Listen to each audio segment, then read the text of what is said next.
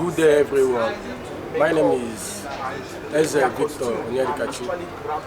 I'm in 300 level, Department of Theatre, Arts and Film Studies. My passion and my reason that made me to come into this department to have the study and also to know more things about theatre, art and film studies, that I have the passion to be a cinematographer in the future.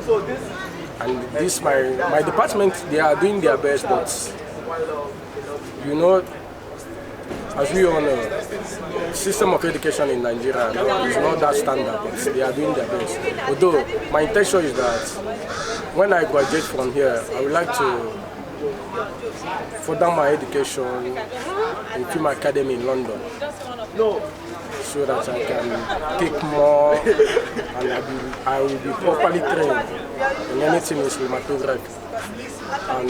And also, I'm encouraging my fellow classmates to put their interest and also be very serious with their studies, because UNN is not a joke school. We don't joke here. Anything we do here, we mean it. So I'm very excited to be interviewed on this. Very okay, very okay. Thank you so much. Remain blessed. Yes.